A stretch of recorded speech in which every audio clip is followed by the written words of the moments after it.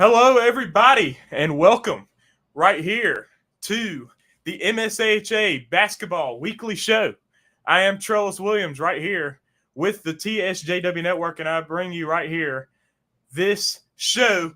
And right here with me is our co-host right here. Uh, it is Ollie Hammonds right here, and we also have joining us Dima Mixon, who also does he'll do some color commentary with us from now and again. He used to play for the Hattiesburg Forerunners, graduated 2 years ago. Right now, he is the lead sports writer for the Southern Miss newspaper, the Student Prince. For Southern Miss, he covers mainly football, baseball, and basketball. Written over 50 stories in his first year, won 2 awards. He's also co-host for the Fourth Street Sports Show podcast down there at Southern Miss. So what's up, Dima? What's up, Ollie? How's it going with y'all? Well, I am doing fantastic. We started the season, our regular season last night, so we're getting ready for the swing of things. How you doing, Dima? Yeah, doing good. Thanks for having me on. Looking forward to talking with y'all again. Always enjoy it. Always enjoy the invite, and been watching y'all's last show, I believe, and it was good. So it's good to I like to keep in touch with everything going on. So thanks for having me on. Absolutely. So right now we're going to start off. Go ahead and hit the subscribe button. Be sure to do that. That'll keep you up to date with everything that's going on here on the network. But anyway, we're going to start off talking about some 16U boys action from this past week. Starting off, the PCA Paladins Meridian Flyers had a matchup there on Saturday. PCA winning that ball game 51-4. That was for sure a beatdown there. PCA, the defending 16U champions, starting off with a statement win there. Muddy River Counselors defeated the Mount Zion Lions last night, 69-35, in which the Counselors had 30 points in the first quarter, 57 points in the first half in that ball game against the Mount Zion Lions. They start off 1-0 as well. The Hattiesburg Forerunners then defeat the Meridian Flyers 57-26. So the Flyers sustaining 2 16U losses in the last week. So going to start off here with you, Ollie. So out of those 3 games, what jumps out to you the most? Well, what jumps out to me the most is it's easy to win one championship. It's hard to come back and win another, right? I think PCA starting off season really hot is a big deal for them. They got some games coming up against Muddy River, so fine tune the skills. Muddy River beating Mount Zion. Muddy River's got to have a good 16U season. I think they want it really bad. They've been on the doorstep. They won it 2 years ago. They were on the doorstep last year, so they're looking for that championship this year. But mostly the PCA Meridian game because that's a big deal for PCA to have a big season in 16U. Dima, what you think about that, man? What jumps out to you most from those scores? Well, obviously PCA defeating Meridian 51-4. That's pretty incredible. It doesn't matter, how much better of an opponent you are, to hold a team to 4 points on defense is pretty incredible. So you got to give a lot of props to not only just the PCA's offense, but also just the defense. Muddy River with almost 70 points in 16U is pretty crazy too. So that's pretty, and I think they were on the road. I think I was looking at that last night on YouTube. They were on the road on that game, and then Hattiesburg as well, doing good, defeating Meridian on the road too. So props to all those teams, and that 51-4 is crazy. Yeah, I think to back up what Dima's saying, like 69 points in 16U, and is it 6-minute quarters? Isn't that right? Yeah. Well, I was to clarify, Mount Zion has no 18U team, so it's 8-minute quarters. 8-minute quarters. Okay. Yeah. Still, 69 points in a 16U game is a pretty big deal. Yeah, for sure. And so just like we were saying last week, Meridian in a rebuilding year. So they're trying to build up their young guys, bunch of young guys out there handling the PCA Paladins. PCA Paladins defending champions, so that's a tough matchup there for them. Hattiesburg, though, Hattiesburg's the one that jumps out to me. And last night, as we're going to talk about later, the 18U boys game for Hattiesburg. Hattiesburg might have a breakout season, bringing back some players from previously, and also building off of what they were building last year. Yeah, that's a great point. Yeah, because we talked about how they're a dark horse team to begin with. They might turn out to be a front runner. Yeah, possibly so. So now, going into some 18U girls basketball, the PCA Paladins defeating the Meridian Flyers 22-17. Now, that might look like, oh, that's a really low scoring game, which it is for sure. But that could be two of the top three teams there in the 18U girls field. Obviously, Laurel is the front runner. I mean, just how they did last year, it's just you cannot put Laurel to the side. But the PCA Paladins beating the Meridian Flyers 22-17. Very hard-fought game there. Mount Zion defeats the Muddy River Counselors 31-23. I was there for that ball game last night. It was just a scrappy contest, and Mount Zion had the edge.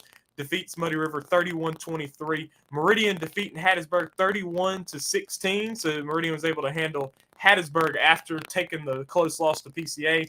And then Laurel began their season non-conference, beating the Grace Christian Eagles 38-23.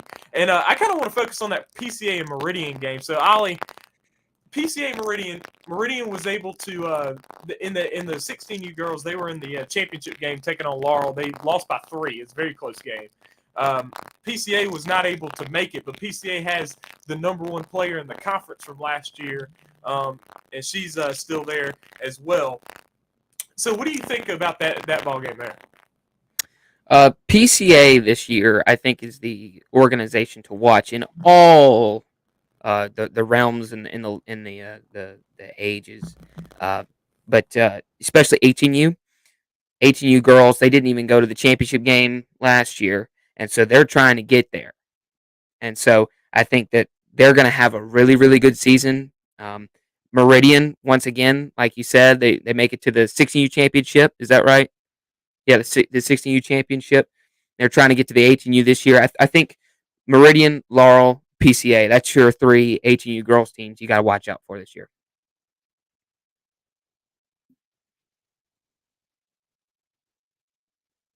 Trellis, I think your mic's on mute.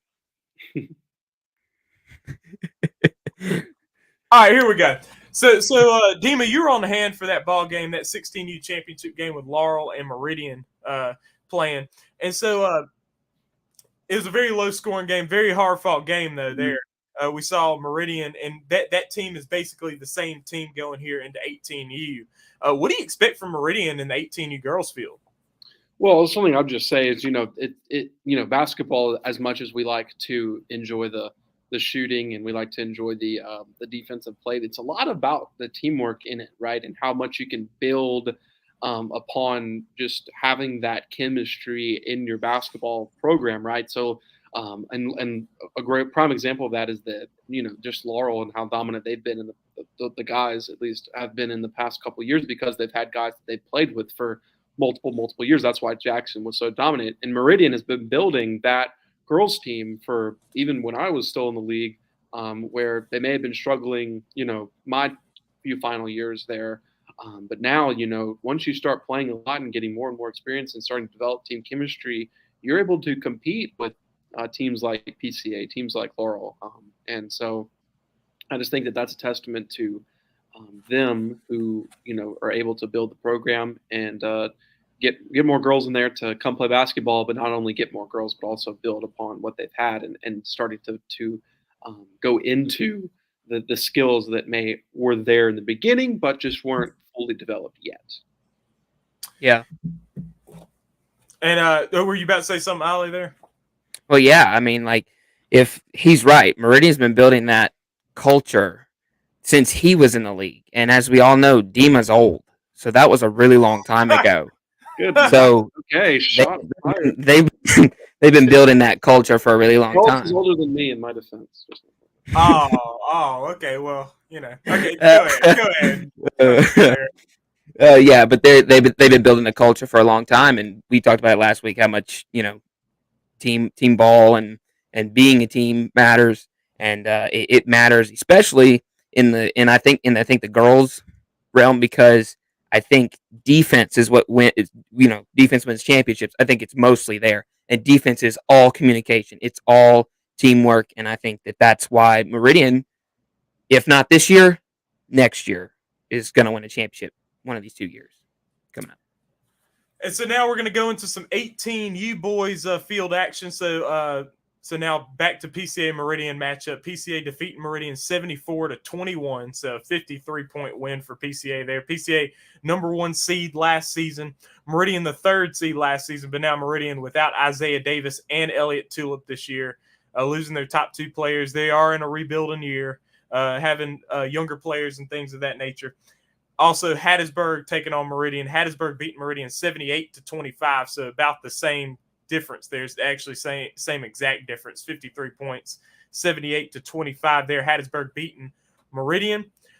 Jackson just taking a couple hard non-conference losses, losing to Park Place by 28 points, but then losing to Mount Salus, which is a tough loss there for Jackson there. But PCA losing to PCS. PCS is one of the top schools going into this year. They're highly favored to be winning a state championship in the MAIS, so not too much shame in that loss.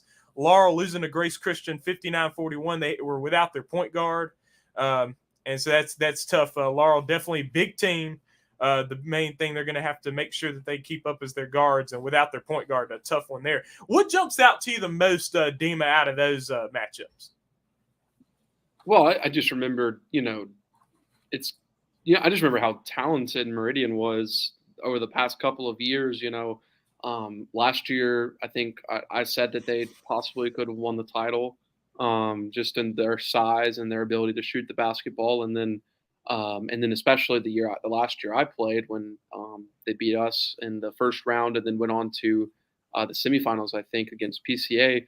So you're not seeing. I know Hattiesburg went on the road and beat Meridian by 50 plus points.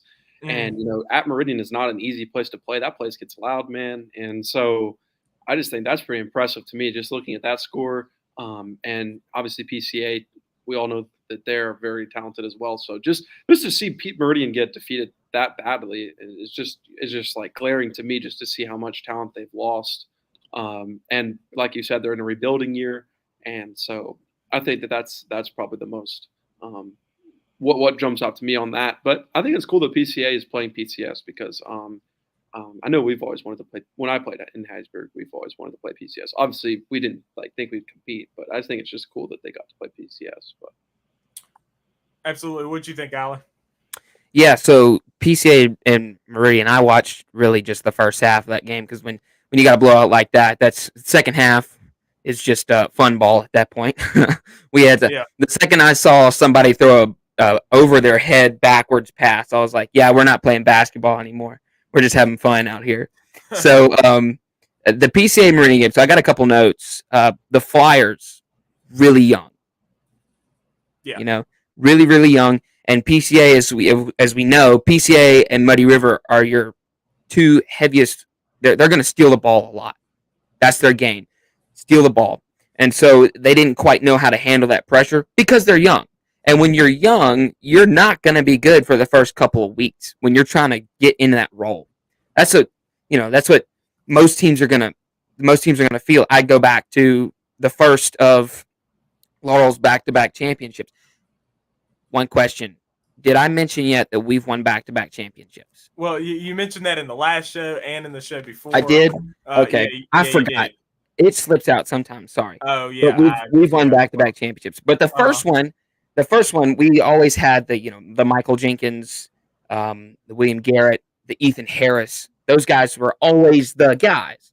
And when they left, you had literally 5 players had to adjust to the starting roles.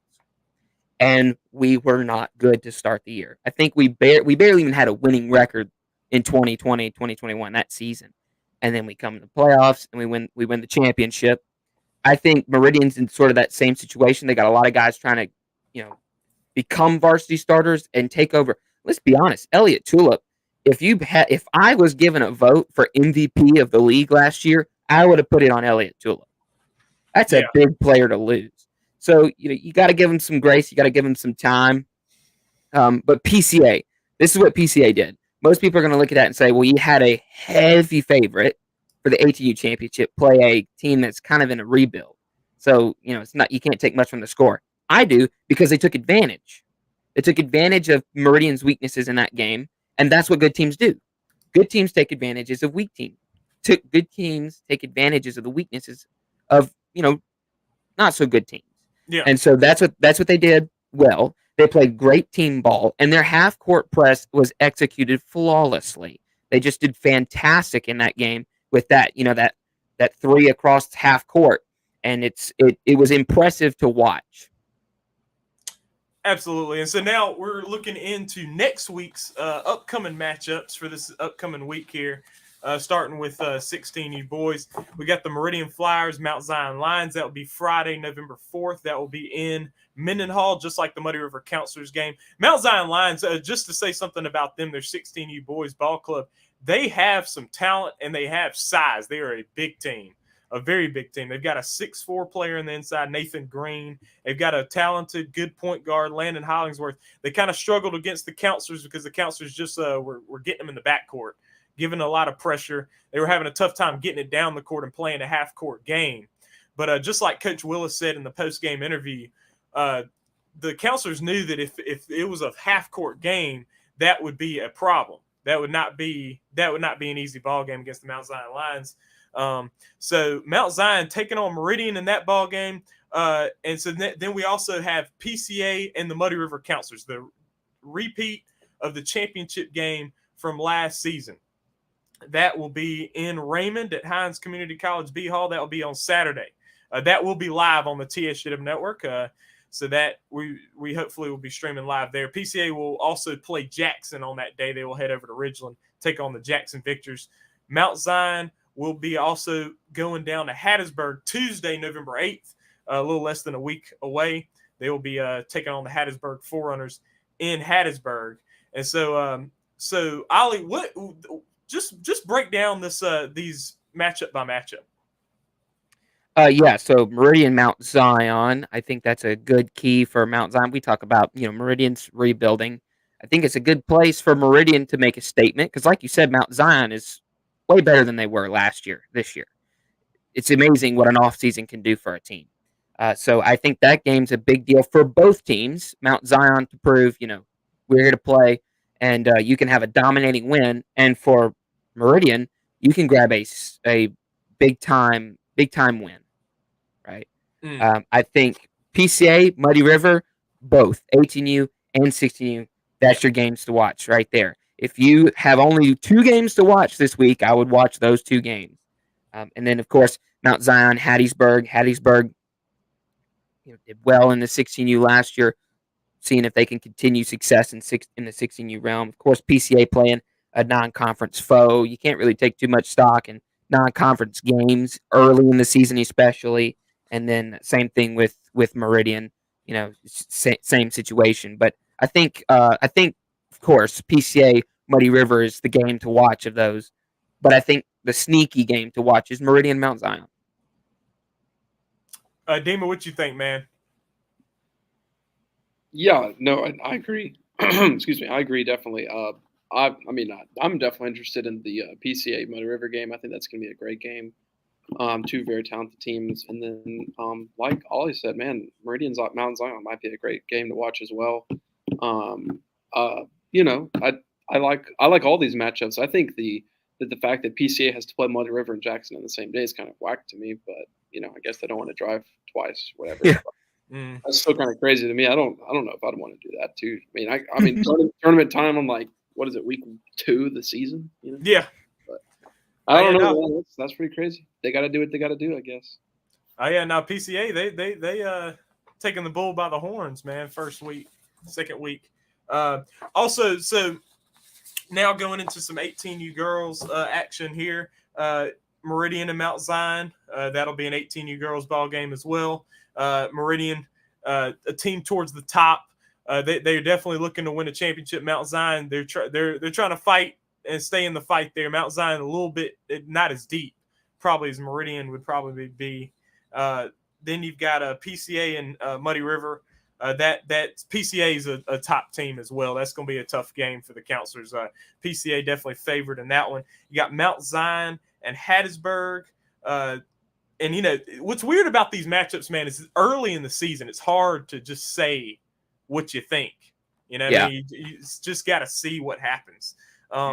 And then Scott County Flames will take on the Macomb Gators. And one thing about Macomb, so Macomb was supposed to join the MSAHA. They're in the MSAHA, but they were supposed to join the basketball league this year, but they felt like they weren't ready to play it yet. So they are playing non-conference against a few of the MSAHA teams.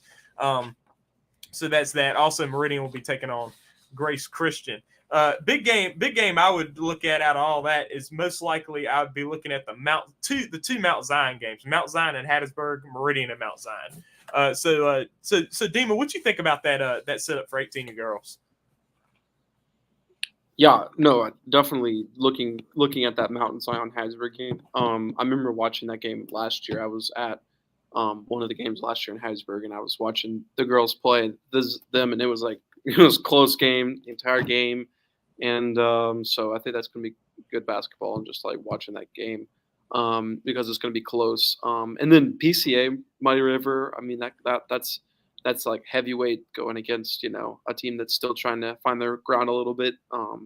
And so that'd be a good game to watch. I'd be interested in Scott County versus Macomb. I think Macomb at least tried to join the league, as you were saying, after I graduated. So I never had a chance to play against them. So just to kind of see that team as well. Yeah, definitely interesting to see that new look team. What you think, Ollie, about the matchups? Yeah, I think he's right. The Macomb one, I think, is probably the most interesting because it's funny when you watch as an 18U player, you think, well, there's no reason to watch the other games. It's completely different. No, it isn't. You could show up and watch the 16U boys, 16U girls, 18U girls, and usually a team's going to have the same culture and the same type of plays. So I think for the league, it's a great game to watch and see what's Macomb about. Yeah.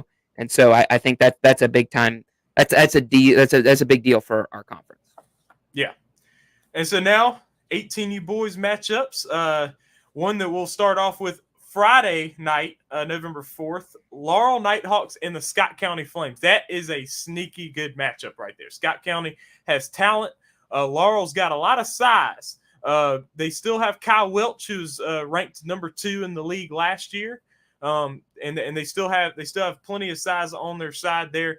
Laurel, the defending champions, going to Forest to take on the Scott County Flames. That should be an interesting ball game. That's the first game that we got. That's the first conference game we got next week.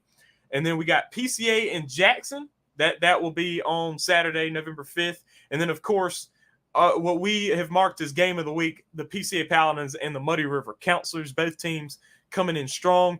The 16U, the repeat of the 16U championship, as we said earlier. But just like we've said many times, 18U, when you got 16U going on, a lot of times it just bowls over into what the 18U ends up being. And so definitely a big ball game there, PCA and Muddy River. So let's go game by game here, Ollie.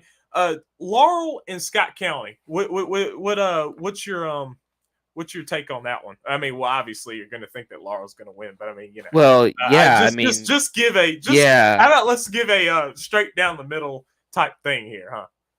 Well, I can't do that. We're gonna win. So, we've got the giant 5'9" Ollie Hammonds on our team, who's just gonna drop 30.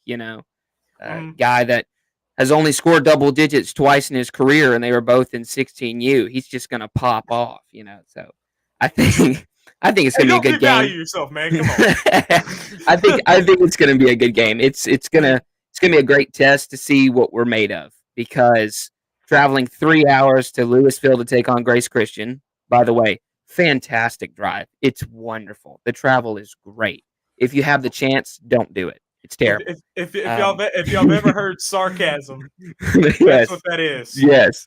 And then traveling to Scott County, another good jaunt from Laurel.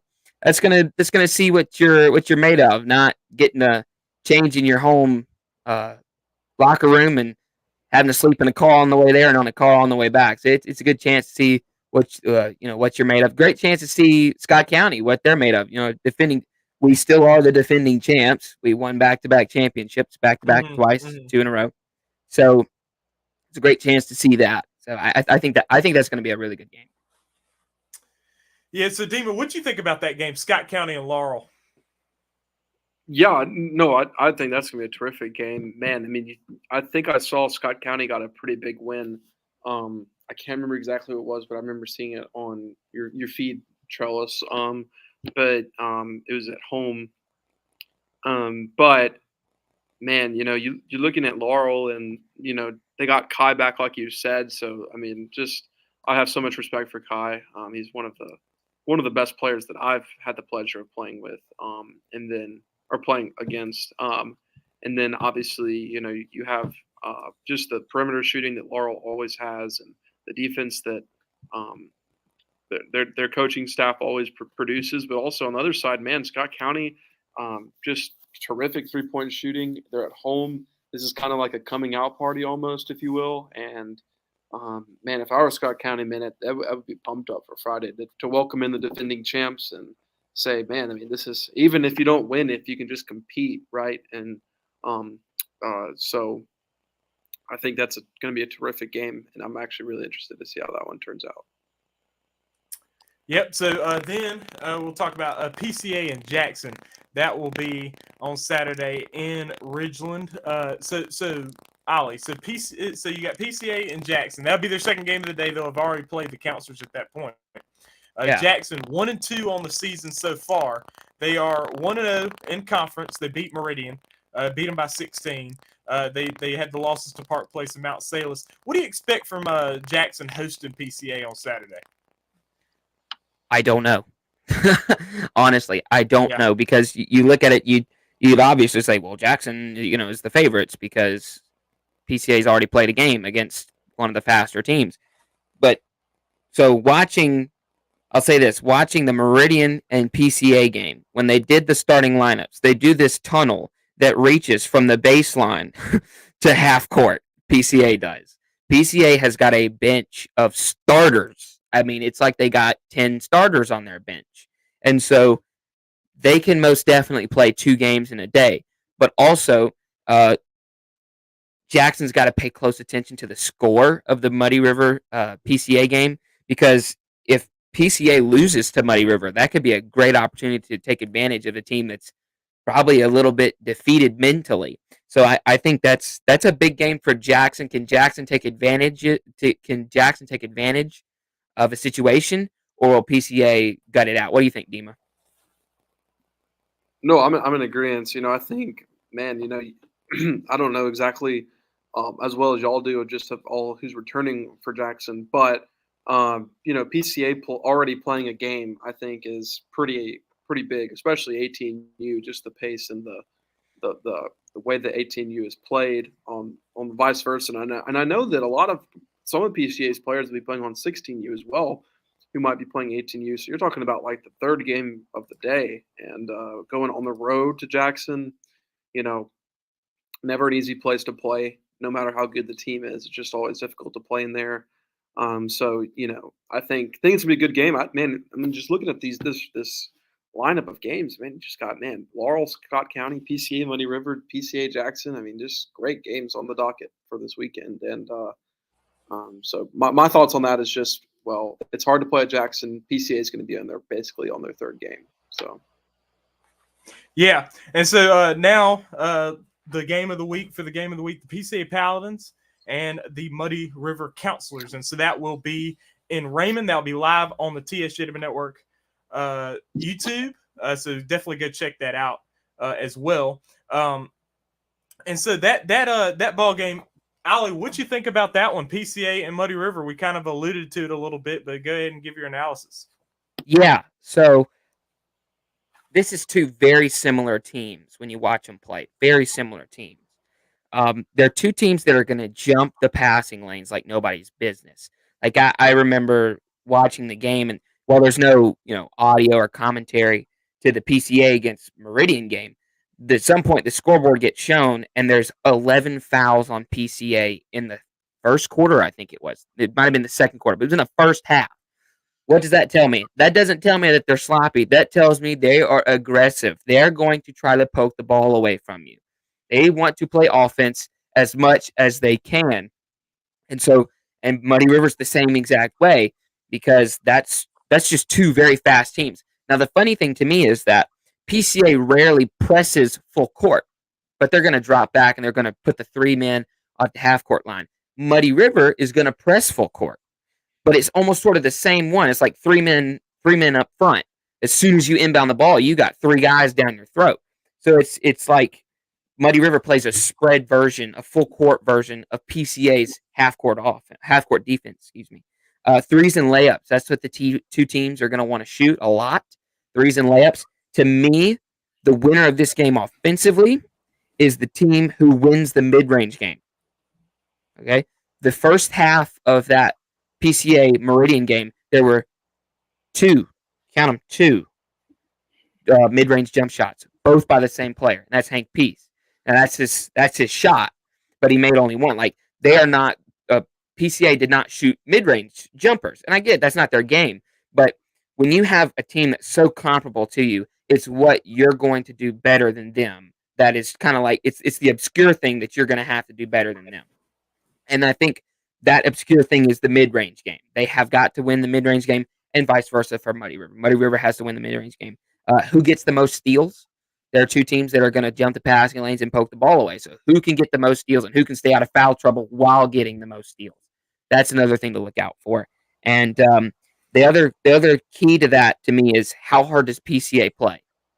Because they got a game that afternoon. How hard do they play? Like I mentioned, they can play 2 games. They got a bench that can play 2 games. Just, how hard are the people who are going to be in the game play? Like, it matters to me mentally, the players. Which one are they going to work harder at?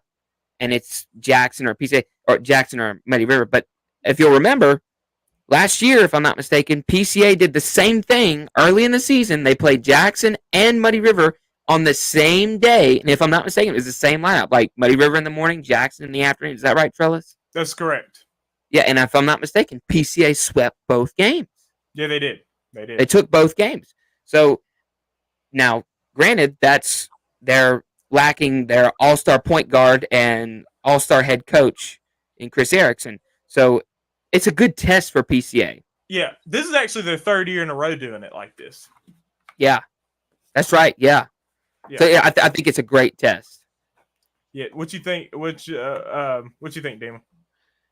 Yeah, I mean, PCA just always a great perimeter shooting team, and Muddy River, very scrappy. That's what I've seen just on the feeds of just watching them play. I think it says something that Muddy River, just getting them at home and trying to just get over the hump of beating a team like PCA. They haven't really been able to do that consistently, at least over the past couple of seasons. So I think it's going to be just important for them to just come out hot and to come out and play clean basketball, because Ollie's kind of getting on it. But I just think turnovers play a big role in games like this, and where it may come down to the final few possessions, and turnovers are just so important in those possessions. And I think that's what the game on Saturday will come down to, is just who can hold on to the ball less and execute better, because that's really when you have 2 good ball clubs like PCA and Muddy River who are going to meet each other.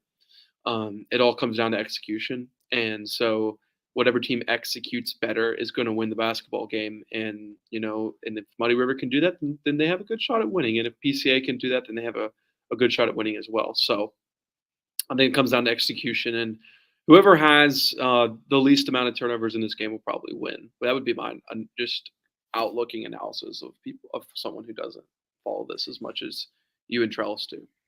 Yeah, well, you're right. I mean, while that is a common statement in a game, if you don't turn over the ball, you have a greater chance of winning. It really, really is a big deal in these types of games, because both of these teams, like I said, their main scoring is 3-pointers, but also layups.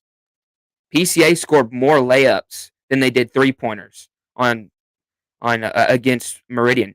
So Muddy River has to take care of the ball, and so does PCA. The thing is that it's such an interesting matchup, because they are 2 of the best. They're the top 2 ball handling teams in the league, and they're the top 2 teams to get steals in the league. So it's going to be really interesting, and I'm really excited for that game. Yeah, agreed. And so um, I think that just in any sport, it just feels like turnovers just play a big role, and then especially in games where it's just two teams this magnitude, turnovers play an insanely big role. I'm looking forward to it. I may tune into that one if I have time on Saturday, though. Yeah. So yeah, it's gonna be interesting. So apparently, our Big T is having some technical difficulties. So uh, close out the show. We've talked about pretty much everything. A full week, but to close it out, uh, guys like me and Trellis who write for the league, we need help. We need some. We need some help. We need some content. So if you're a player on a team, if you're a parent, if you're a coach, if you're just a sibling and you want to do this, email us at tsjwnetwork@gmail.com if you are interested in writing articles. And last thing we want to mention is the fact that it's very interesting in homeschool to where you're not used to the outside world. You're sheltered somewhat. So it's very interesting to see somebody exit the homeschool scene and be successful. And we just so happen to have one of those types of people with us, and it's Dima Mixon. Dima, you write currently for Southern Miss sports media for the student newspaper, and Southern recently has made a lot of headlines in sports, right? Moving conferences, and is it conferences just football or is it all sports? Yeah, it's all sports. All Yeah, sports. I broke that story last year. Yeah. Yeah. So, just talk to us about your experience being a homeschooler and transitioning into the college lifestyle, and being busy in college.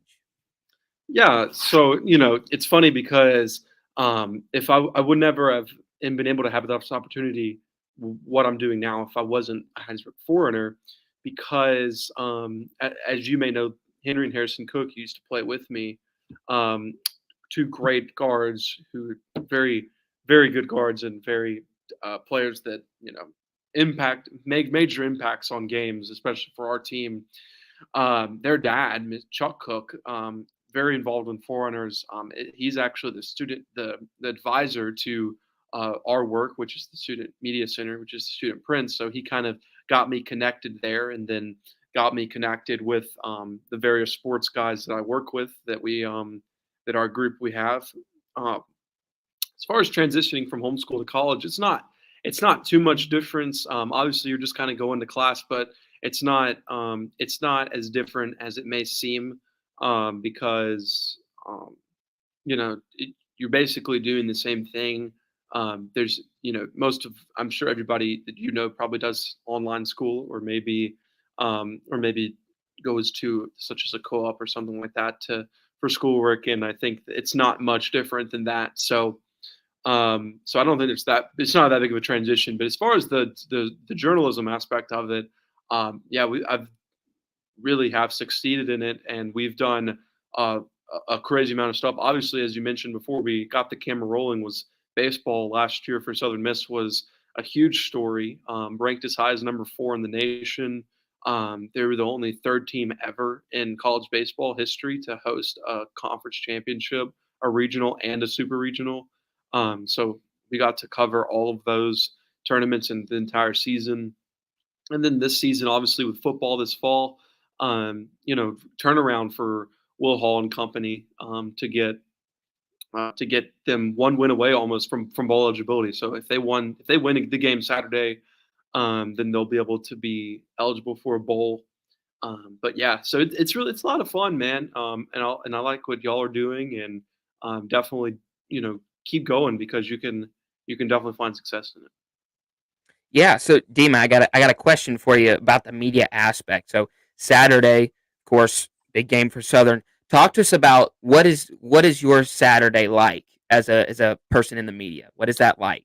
Yeah, for sure. So, I'll get there about 2.5 hours before the game, and I'll go up to the press box and set my stuff in my seat where I sit for the games, and then I'll go onto the field, and we'll kind of stand down there and watch the warm ups to make sure that no players are injured, that they didn't announce earlier in the week which are injured.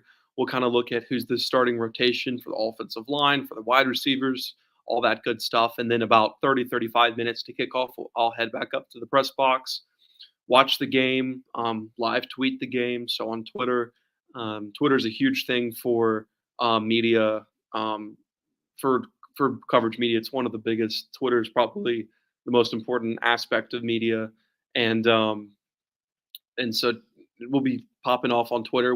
I have a guy who's always doing photography on the field, and he's sending me his photos from the field up to the press box that I'm tweeting out on our main page and not my own page. And then after the game, we will go down to the locker room and interview the head coach, Will Hall, and various players. And then after all of that, we'll go back onto the field and we'll do a video on the field, kind of like we're doing here. It's kind of like a mini podcast, but it's video form. And we talk like 10 to 15 minutes about the game. And then we'll head back to where our newsroom is, and I'll write the story. We'll get the photos edited, and then we'll get out of there hopefully about 4 or 5 hours after the game ends. Okay, so obviously basketball podcast. Talk to us about your hand in the basketball media at Southern. Yeah, for sure. So actually, last night we were out there for Southern Miss basketball. They had their exhibition match against Delta State. Obviously, Southern Miss basketball has struggled a lot. It's been pretty bad, honestly. But this season, they look to turn it around just a bit. I'm not sure if NCAA tournament worthy, but they'll be able to turn it around at least enough to win a handful of at least more games than they did last year. Let's just put it that way. So they looked pretty good last night. They won by 35. But basketball, it's not as big of a sport as football and baseball for Southern Miss fans. So we don't have as heavy coverage as basketball as we do, especially for baseball, but not only that, but for football. But since we're a student-run organization, we do try to cover all the sports. So we're going to be doing volleyball, soccer, golf, cross-country, track, all that stuff. So we cover all those sports as well. But basketball definitely starting with women's and men's starting on Monday for the regular season. And I'll be there for both of those games. They're playing William Carey. Okay, so let's say I'm a guy who graduates high school. How would I get involved in what you're doing right now? Yeah, well, if you come to Southern Miss, just come talk to me, because I'll probably be running the sports media at Southern Miss by the time you graduate from high school. But man, just get involved. Just try to find where the student newsroom is, and just go and just ask questions and be willing to learn. That's what I've had to kind of teach. A lot of it is teaching yourself, but you also have to be willing to learn and being sometimes humbled a bit. but I think that being willing to learn and being willing to put the work in, right? And it is a lot of work, man. Yeah. It's hard to balance schoolwork and covering a major Division I college program. Thankfully I'm not going to like Alabama or Ohio State or something, who you need news almost every minute if you're an Ohio State fan or Alabama. Yeah. Whatever. But it's still a pretty prominent university, and Southern Miss fans care. They do. They care about their football. They care about their baseball and basketball and all the other sports. So, but just get involved. And, if you come to Southern Miss, come talk to me, because, we'll definitely always have open spots for new people to join the journalism aspect of it. So I would just encourage you to be involved and be ready to learn, especially. Yeah. So, Dima, one last thing. How can we access your work? Oh, of course. So you can go to sm2media.com/sports, and that's going to be all of our articles on the sports. Most of it's on football right now, obviously, because we're in football season. We did have a few preview articles for basketball out. And then, also you can go on podcasts and look up 4th Street Sports Show. That is our podcast that we do every single week. If you're in the Hattiesburg area, you can listen on 88.5 FM, 88.5 FM at 5 p.m. on Mondays. That'll be live on the radio. But obviously, not a lot of people listen to the radio anymore. So you can definitely just go on your phone, Spotify, Apple Podcasts, Amazon Music, whatever you do, it's on there. Just look up 4th Street Sports Show, subscribe, listen to us. It's just a bunch of dudes talking football. Our next episode will drop on Friday, and it's going to be our weekly pick'em show. So we preview the Okay. game on Saturday, and then we pick national games as well as the Southern Miss game. Well, it's a pleasure having you on, Dima. While Trellis is not on the show, he can end it. So we're going to end it right here. Thank you, Dima, for coming on. Thank you for watching. MSAHA all the way. And for Dima here, Southern Miss to the top. And that'll be the end. Join us next week. Same time, same place.